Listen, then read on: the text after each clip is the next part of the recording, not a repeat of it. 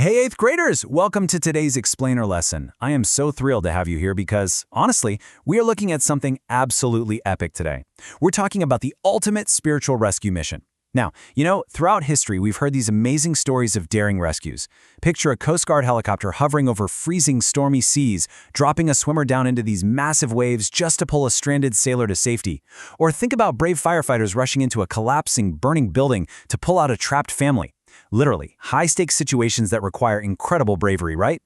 Well, the rescue mission we're diving into today, it completely dwarfs all of those combined.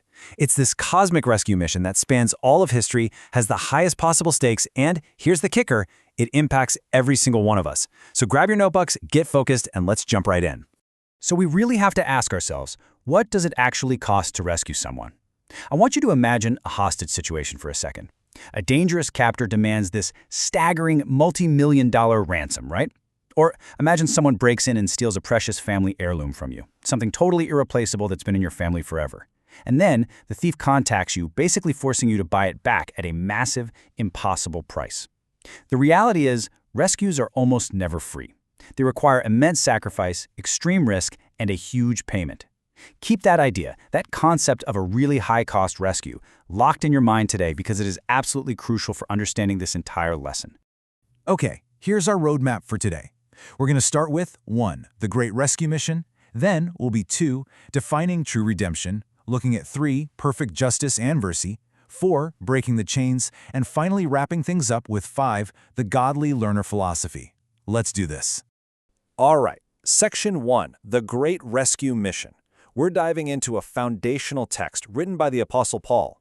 Now, Paul was kind of like a genius of his time, super highly educated, and he wrote this profound letter to the believers in Rome, which was the very capital of the ancient world. The book of Romans is pretty much considered his absolute masterpiece. It's foundational because it acts as the ultimate manual on the actual mechanics of our salvation. Step by step, Paul outlines exactly how this massive cosmic rescue operation works. And that brings us to our memory verse for the day. Take a second to read this quietly to yourselves while I read it out loud. Being justified freely by His grace through the redemption that is in Christ Jesus. What's so amazing about this verse is the sheer weight of these words. Paul doesn't just casually say, God saved us. No way. He intentionally uses these really specific, heavy legal and financial terms from the ancient world. Words like justified, grace, redemption.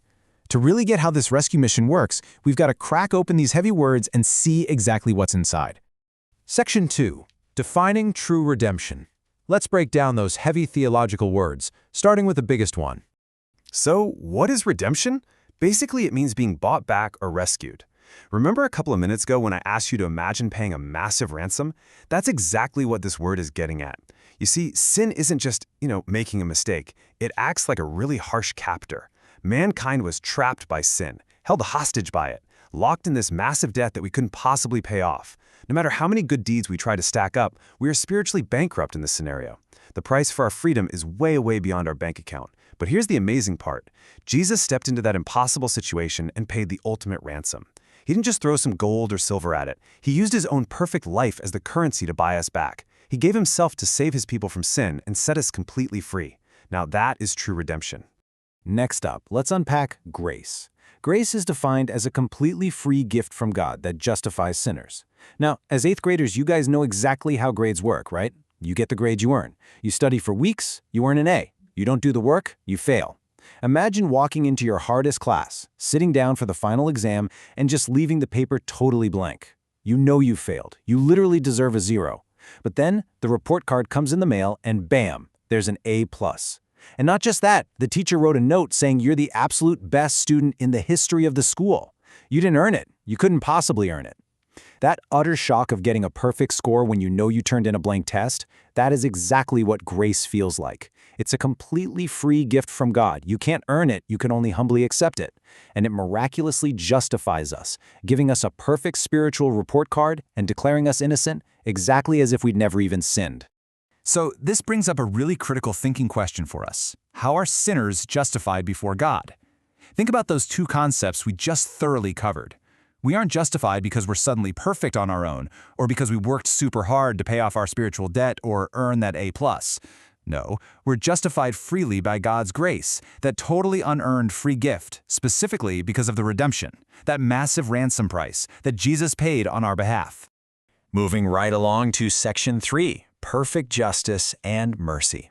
Now we're looking at a fascinating part of Paul's teaching, how God deals with sin without just sweeping it under the rug. You might be wondering, if God just freely forgives us, does that mean he ignores all the wrong things we've done? Does he just pretend it never happened? Actually, no, he absolutely doesn't. Let's look at the incredible dual nature of God's character displayed at the cross. On one hand, God is entirely just. Picture a courtroom for a second. A truly just judge can't just let a guilty, convicted criminal walk out the front door with zero penalty, right? If he did, he'd be totally corrupt, and there would be no justice. God doesn't ignore our sin. His perfect justice absolutely demands a serious price be paid. But on the other hand, God is also the justifier. Jesus willingly steps into our place in that courtroom and pays that exact heavy price. By doing this, God shows unbelievable mercy to everyone who puts their faith in Jesus. So God remains entirely just because the penalty for sin was paid in full, and he is deeply merciful because he paid it himself for us. It's brilliant. All right, Section 4, Breaking the Chains. We've covered some really deep theology with the courtroom and the ransom, but now we need to see how this practically applies to your life today. What does it actually look like visually? Well, it looks like absolute freedom. Right now, in your notes, I have a quick assignment for you. You've got two options. You can either draw a broken chain to visually represent that Jesus redeems and rescues sinners from the strict captivity of sin, or you can write out one powerful sentence summarizing why redemption in Christ Jesus is such profoundly good news. Take a quick second to do that as you listen. While you're working, think about the chains of guilt, the chains of anxiety, peer pressure, or even just bad habits you might carry around. Redemption literally shatters every single one of those chains wide open.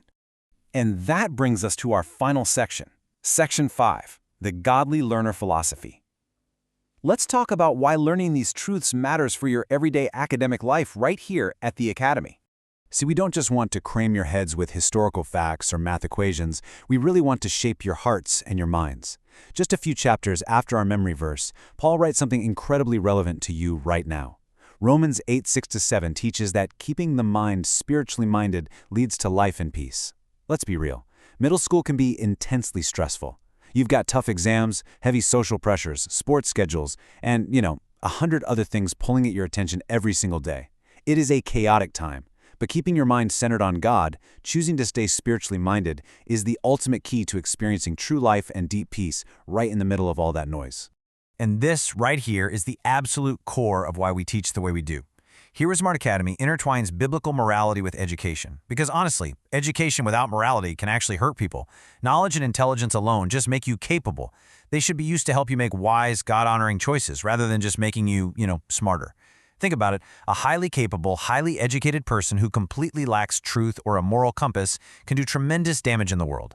But when you pair intelligence with biblical morality, you use your math skills, your science knowledge, and your literature insights to honor God and build other people up.